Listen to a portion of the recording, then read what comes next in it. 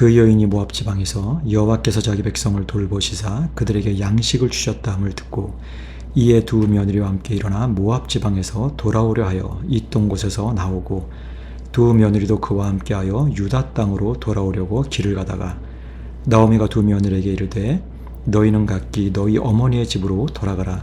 너희가 죽은 자들과 나를 선대한 것 같이 여호와께서 너희를 선대하시기를 원하며 여호와께서 너희에게 허락하사 각기 남편의 집에서 위로를 받게 하시기를 원하노라 하고 그들에게 입맞춤에 그들이 소리를 높여 울며 나오미에게 이르되 아니니이다. 우리는 어머니와 함께 어머니의 백성에게로 돌아가겠나이다 하는지라. 나오미가 이르되 내 딸들아 돌아가라. 너희가 어찌 나와 함께 가려느냐. 내 태중에 너희의 남편 될 아들들이 아직 있느냐. 내 딸들아 되돌아가라. 나는 늙었으니 남편을 두지 못할지라. 가령 내가 소망이 있다고 바란다든지 오늘 밤에 남편을 두어 아들들을 낳는다 하더라도 너희가 어찌 그들이 자라기를 기다리겠으며 어찌 남편 없이 지내겠다고 결심하겠느냐. 내 딸들아 그렇지 아니하니라. 여호와의 손이 나를 치셨으므로 나는 너희로 말미암아 더욱 마음이 아프도다 하매 그들이 소리를 높여 다시 울더니 오르바는 그의 시어머니에게 입맞추되 룻은 그를 붙쫓았더라. 나오미가 또 이르되 보라 네 동서는 그의 백성과 그의 신들에게로 돌아가나니 너도 너의 동서를 따라 돌아가라 하니 룻이 이르되 내게 어머니를 떠나며 어머니를 따르지 말고 돌아가라 강권하지 마옵소서. 어머니께서 가시는 곳에 나도 가고 어머니께서 머무시는 곳에서 나도 머물겠나이다. 어머니의 백성이 나의 백성이 되고 어머니의 하나님이 나의 하나님이 되시리니 어머니께서 죽으시는 곳에서 나도 죽어 거기 묻힐 것이라. 만일 내가 죽는 일 외에 어머니를 떠나면 여호와께서 내게 벌을 내리시고 더 내리시기를 원하나이다 하는지라. 나오미가 룻이 자기와 함께 가기로 굳게 결심함을 보고 그에게 말하기를 그치니라. 개역개정판 룻기 1장 6절에서 18절 말씀. 사람들에게는 신앙에 대한 오해가 있습니다. 믿음을 갖게 되면 무슨 특별한 일이 일어날 것이라는 오해입니다. 제가 어렸을 때 물론 저는 장로교에 다녔지만 제가 살던 동네에 기도원이 있었습니다. 유명한 기도원입니다. 시골이라는 곳이 자연 자체가 놀이터지만 또 동시에 몹시 심심하고 한적한 곳이기도 합니다.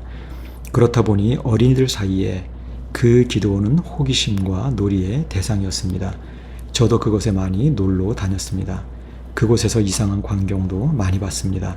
지금도 기억에 남는 게 있는데 어떤 분은 마치 주문 외우듯 하루 종일 주기도문만 반복합니다.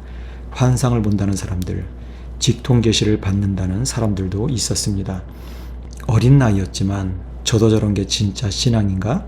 그런 생각을 했던 적도 있었습니다. 그런데 그분들이 말하는 것을 보면 이상합니다. 제가 주일학교에서 배웠던 성경 말씀과 전혀 다른 이야기들을 합니다. 지금 저는 여러분에게 분명하게 말씀드릴 수 있습니다. 그런 것은 진짜 신앙이 아닙니다. 하나님의 백성이라고 해서 신비스러운 경험을 해야 하는 것 아닙니다. 물론 예외가 있습니다. 구약시대의 선지자들, 사실상 아브라함을 비롯한 족장들도 선지자들이라 할 수 있는데 선지자들은 직접 하나님의 계시를 받은 게 사실입니다. 신약시대 사도들 역시 마찬가지입니다. 특히 사도 바울의 경험을 여러분은 이미 잘 알고 있습니다. 다메섹으로 가는 길에 사도 바울이 예수님을 만났던 사건, 또 후에 바울이 셋째 하늘로 이끌려갔던 사건 역시 여러분은 잘 알고 있습니다. 그러나 이런 일들은 예외적인 경우입니다. 그것은 특별한 사람들에게 특별한 목적과 사명을 위해 하나님께서 주신 것이지 그것 자체가 믿음의 여정은 아닙니다. 하나님 나라의 백성들은 믿음으로 사는 사람들입니다. 즉 사는 동안 믿음의 여정을 거쳐가는 사람들입니다. 그런데 그 과정이라는 게 어떤 걸까요? 지극히 평범한 것들입니다. 지금 우리가 살펴보는 엘리멜렉 가정의 이야기처럼 그저 보통 사람들의 이야기들입니다. 하나님을 대면하여 보았던 모세마저 이스라엘 백성들에게 무엇이라고 이야기하나요? 신명기 13장 1절에서 3절을 보세요. 모세는 이렇게 경고하고 있습니다. 너희 중에 선지자나 꿈꾸는 자가 일어나서 이적과 기사를 네게 보이고 그가 네게 말한 그 이적과 기사가 이루어지고 너희가 알지 못하던 다른 신들을 우리가 따라 섬기자고 말할지라도 너는 그 선지자나 꿈꾸는 자의 말을 청종하지 말라. 이는 너희의 하나님 여호와께서 너희가 마음을 다하고 뜻을 다하여 너희의 하나님 여호와를 사랑하는 여부를 알려하사 너희를 시험하심이니라. 믿음의 여정에서 정말 중요한 것은 어떤 특별한 경험을 했느냐가 아닙니다. 환상을 보았다, 환청을 들었다, 그런 게 아닙니다. 여러분 주위에 아마 전설 같은 이야기들 많이 있을 겁니다. 어떤 목사님은 40일 금식하고 영안이 열렸다는 둥, 어떤 목사님은 100일 작정기도 후에 구약부터 신약까지 성경이 뚫렸다는 둥. 그런데 그런 분들 치고 제대로 된 신앙을 가지고 있는 분을 저는 보지 못했습니다. 그러면 어떤 분들은 바울의 경험에 대해 말씀하실 겁니다. 바울이 셋째 하늘에 이끌려 갔다 온 사실은 어떻게 된 것이냐 반문할 겁니다. 그러나 첫째, 바울은 사도로서 특별한 사명을 받았다는 사실입니다. 오늘날 사도는 더 이상 존재하지 않습니다. 둘째, 하늘에 이끌려 갔다 온 바울의 신비체험조차 믿음의 여정과는 전혀 상관없다는 사실입니다. 믿음의 여정에서 중요한 것은 바로 하나님에 대한 사랑입니다. 하나님을 대면하여 본 모세 자신이 오히려 신비체험을 경고하고 있습니다. 모세는 분명 거짓 선지자나 꿈꾸는 자들의 말에 귀를 기울이지 말라고 경계합니다. 하나님께서 이런 일을 허락하신 이유는 분명합니다. 신명기 13장 3절 하반절을 다시 번역하면 이렇습니다. 키모나세 아도나이 엘로에켐 에트켐 라닷 하이시켐 오하빔 엣 아도나이 엘로에켐 버콜 러바브켐 우버콜 라푸시켐. 왜냐하면 너희의 하나님 여호와께서 너희에게 너희의 온 마음으로 너희의 온 생명으로 너희의 하나님 여호와를 사랑함이 있는지 아시려고 너희를 시험하시기 때문이다. 하나님께서 때로 미혹이나 고난을 허락하시는 이유는 하나님의 사람들이 정말로 하나님을 사랑하는가 알기 위해서입니다. 그가 정말 하나님의 사람인지는 선택의 순간, 결정의 순간, 위기의 순간에 그가 어떻게 행동하는지로 드러납니다. 참된 믿음의 사람은 신비체험을 한 사람이 아니라 하나님 때문에 유혹도 거부하고 손해도 감수할 줄 아는 사람입니다. 그것이 바로 믿음의 여정입니다. 룻의 이야기는 평범하게 이어집니다. 나오미는 이제 모압 땅에 홀로 남겨집니다. 물론 두 며느리가 있지만 두 며느리는 엄밀하게 말해 모압 여인입니다. 반면 나오미는 어떻습니까? 비록 이방 땅에 있지만 여전히 그녀는 하나님의 백성입니다. 그런 그녀에게 소식이 들려옵니다. 하나님께서 당신의 백성을 살피셨다는 소식입니다. 우리말 성경에는 돌보셨다고 되어 있는데 히브리어 파카드는 관심을 갖고 주의를 기울이다는 의미입니다. 1장 6절을 직역하면 이렇습니다. 그녀는 그녀의 며느리들과 일어나 모압들로부터 돌아섰다. 이는 그녀가 여호와께서 그분의 백성을 살펴 그들에게 빵을 주셨다고 모압들에서 들었기 때문이었다. 여기서 강조점은 빵에 있지 않습니다. 나오미가 모압을 떠나기로 한 것은 단지 빵 때문이 아닙니다. 유대 땅에 흉년이 들었을 때에도 모압 땅은 아무 문제가 없었습니다.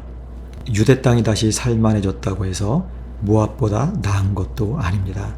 나오미는 두 며느리와 함께 그냥 모압 땅에 눌러 앉을 수도 있었습니다. 그게 어쩌면 더 안전한 길일 수도 있었습니다. 그러나 나오미는 떠나기로 결정합니다. 그 이유가 무엇일까요? 그 이유는 여호와 하나님께서 다시 이스라엘을 살피셨기 때문입니다. 하나님의 백성에게 중요한 것은 빵이 아니라 여호와 하나님의 손길입니다. 빵이라고 다 같은 빵이 아닙니다. 하나님의 백성이 원하는 것은 하나님의 손길이 닿은 빵입니다. 이를 한마디로 표현하면 바로 사랑입니다. 그런데 하나님을 사랑하는 것 절대 단순하지 않습니다. 입으로 주님 사랑합니다 한다고 해서 하나님을 사랑하는 것 아닙니다. 사랑의 출발은 기억입니다. 하나님을 기억하는 겁니다. 지난번 설교에서 어쩌면 엘리멜렉 가정은 하나님께서 왕이시다, 하나님께서 다스리신다는 사실을 잊었을지도 모르겠다고 여러분께 말씀드렸습니다. 그런데 신명기를 보면 하나님은 끊임없이 기억하라고 말씀하십니다. 신명기 8장 2절입니다. 네 하나님 여호와께서 이 40년 동안에 네게 광야길을 걷게 하신 것을 기억하라. 이는 너를 낮추시며 너를 시험하사 네 마음이 어떠한지 그 명령을 지키는지 지키지 않는지 알려 하심이라. 나오미는 기억합니다. 모든 것을 다 잃고 나서 하나님을 기억합니다. 그것은 나오미가 며느리들에게 한 말 속에 잘 드러나 있습니다. 13절입니다. 너희가 어찌 그들이 자라기를 기다리겠으며 어찌 남편 없이 지내겠다고 결심하겠느냐. 내 딸들아, 그렇지 아니하니라. 여호와의 손이 나를 치셨으므로 나는 너희로 말미암아 더욱 마음이 아프도다 하매. 나오미는 결코 자신의 불행이 우연히 일어난 일들이라 생각하지 않습니다. 내 팔자가 사나워서 남편을 잘못 만나서 그렇게 생각하지 않습니다. 최악의 순간에 나오미는 하나님을 기억합니다. 여호와의 손이 나를 치셨으므로입니다. 원문을 직역하면 여호와의 손이 나를 떠나셨으므로입니다. 그렇습니다. 나오미는 자신에게 일어난 일들을 우연으로 보지 않습니다. 하나님의 징계로 이해합니다. 편안하고 안락할 때, 모든 일이 잘 돌아갈 때 우리는 그 사람이 진짜 하나님의 백성인지 알 수 없습니다. 편안할 때에야 누구나 하나님을 찬양할 수 있습니다. 그렇지만 사업이 망해보세요. 건강을 잃어보세요. 자녀들에게 문제가 생겨보세요. 하나님을 찬양하기 쉽지 않습니다. 그런데 최악의 순간에 놀랍게도 하나님의 백성들은 하나님을 기억합니다. 여러분, 요즘 자녀들에게 회초리 드는 가정 별로 없지요? 그런데 저희 어렸을 때는 그렇지 않았습니다. 우리 윗세대 부모님들은 상당히 엄격했습니다. 저도 어렸을 때 아버지로부터 회초리로 종아리 많이 맞았습니다. 아버지가 회초리를 들 때는 꼭 묻습니다. 내가 뭘 잘못했는지, 내 생각에 몇 대를 맞아야 하는지. 제가 5대를 맞겠다고 하면 꼭 5대를 때립니다. 맨살에 회초리 맞으면 정말 아픕니다. 울음이 나옵니다. 그런데 매 다 맞고 나면 아버지가 어떻게 하느냐? 안아줍니다. 아버지와 자녀들의 관계라는 게 그렇습니다. 죽으라고 때리는 거 아닙니다. 호적에서 파버리겠다, 집 나가라, 그런 의미로 회초리를 드는 것 아닙니다. 부모와 자식은 사랑으로 연결되어 있습니다. 하나님께서 징계하실 때 하나님의 자녀들은 하나님을 기억하고 하나님께 돌아서게 되어 있습니다. 어려운 일을 당할 때 하나님을 떠난다. 그런 것은 하나님의 자녀들에게 있을 수 없습니다. 나오미는 어떻습니까? 비록 한때 이스라엘 공동체를 떠났지만 그녀는 여전히 하나님의 자녀입니다.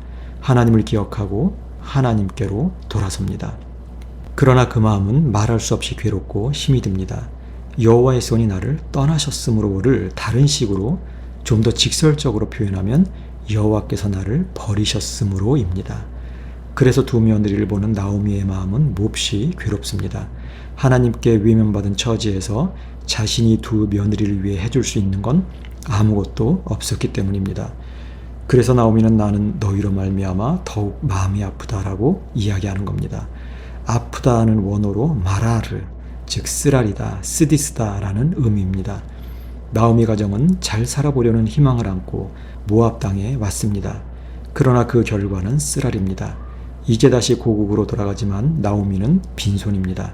남편도 없고 아들도 없습니다. 두 며느리에게 해줄 수 있는 것도 없습니다. 그래서 나오미는 두 며느리에게 너희 어머니의 집으로 돌아가라고 권유합니다. 8절입니다. 나오미가 두 며느리에게 이르되 너희는 각기 너희 어머니의 집으로 돌아가라. 너희가 죽은 자들과 나를 선대한 것 같이 여호와께서 너희를 선대하시기를 원하며.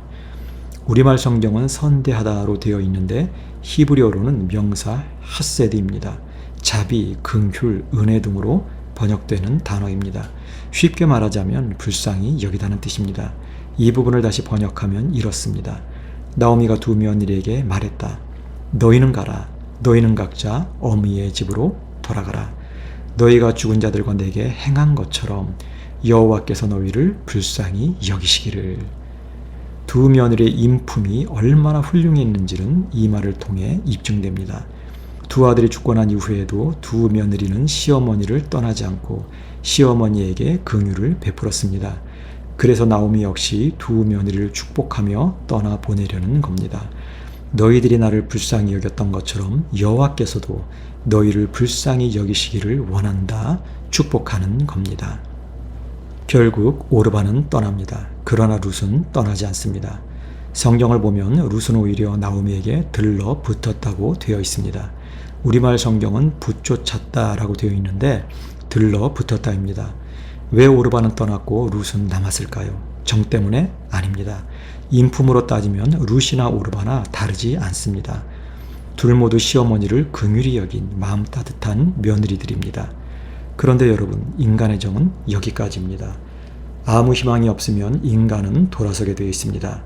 제가 지난 주일 오전 예배 때 주기철 목사님에 대해 말씀드렸는데 일제시대에 수많은 목사님들이 신사참배를 했습니다. 견딜 수 없는 상황이 되자 대부분 하나님으로부터 돌아섰습니다. 인간의 정의라는 것은 거기까지입니다. 아무 희망이 없다고 판단되면 돌아설 수밖에 없습니다. 그런데 소수의 사람들은 그 한계를 넘어섭니다. 그 이유가 뭘까요? 바로 믿음 때문입니다. 그 믿음 때문에 차마 예수님을 부인할 수 없는 겁니다. 차마입니다. 차마. 영웅적인 게 아닙니다. 룻 역시 마찬가지입니다. 전혀 예상하지 못한 상황, 아무 희망이 없는 상황, 그 상황에서 룻이 무엇이라고 말하나요? 룻이 이르되 내게 어머니를 떠나며 어머니를 따르지 말고 돌아가라 강권하지 마옵소서. 어머니께서 가시는 곳에 나도 가고 어머니께서 머무시는 곳에서 나도 머물겠나이다.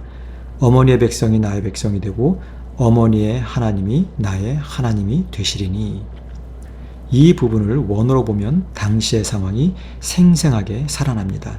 하반절만 다시 번역하면 이렇습니다.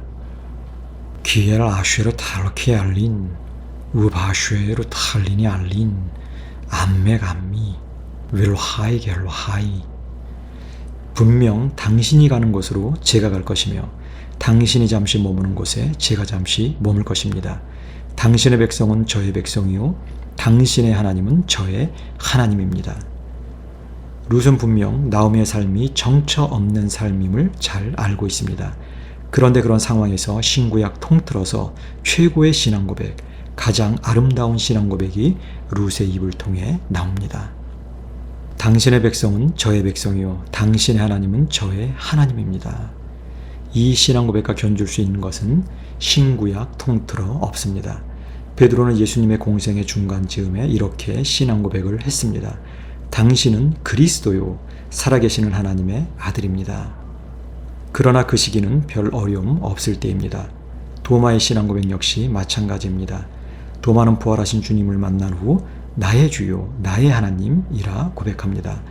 그러나 이 또한 도마가 부활하신 예수님을 자기 두 눈으로 똑똑히 본 이유였습니다. 이들은 모두 희망에 부풀어 있을 때 또는 주님의 영광스러운 모습을 목격했을 때 신앙을 고백했습니다. 그러나 룻은 다릅니다. 룻의 신앙 고백은 인생 최악의 순간에 나왔습니다. 갈 바를 알지 못할 때, 모든 게 막막할 때, 그때 룻은 오르바와 달리 살아계신 하나님을 바라보았습니다. 제가 보기에 이보다 더 아름다운 신앙 고백은 성경 어디에도 없습니다. 룻은 이방 여인입니다. 원래 하나님을 모르던 여인입니다. 이런 고백은 이스라엘 백성의 입에서 나와야 정상입니다. 하나님께서 아브라함과 언약을 맺으실 때 그 언약의 내용이 무엇인가요? 창세기 17장 7절입니다. 내가 내 언약을 나와 너 및 내 대대 후손 사이에 세워서 영원한 언약을 삼고 너와 네 후손의 하나님이 되리라. 여기서 내가 너와 네 후손에게 하나님이 되리라가 바로 언약의 내용입니다. 이스라엘 백성들은 하나님으로부터 언약을 받은 사람들입니다. 당연히 하나님은 나의 하나님입니다 라고 고백해야 할 사람들은 이스라엘 백성들입니다. 그런데 이 신앙 고백이 이방 여인 룻의 입을 통해 나왔습니다. 믿음이 아니고는 그 이유를 설명할 수 없습니다. 룻의 선택은 정 때문이 아니라 믿음 때문입니다. 나오미의 인생은 어쩌면 실패한 인생, 쓰라린 인생이었습니다. 그러나 사실은 그 삶 전체가 믿음의 여정이었습니다. 어쩌면 나오미는 하나님을 피해 달아나려 했겠지만 이방 땅 어디로 간들, 아니 땅끝까지 도망간들 하나님의 낯을 피할 수 있었겠습니까? 원하건 원하지 않건 하나님의 자녀들은 결코 하나님의 부르심을 피해갈 수 없습니다. 그 인생이 성공적이건 실패작이건 한 가지 분명한 사실이 있다면 하나님께 부름받은 사람들은 모두가 믿음을 따라 살아갈 수밖에 없다는 사실입니다.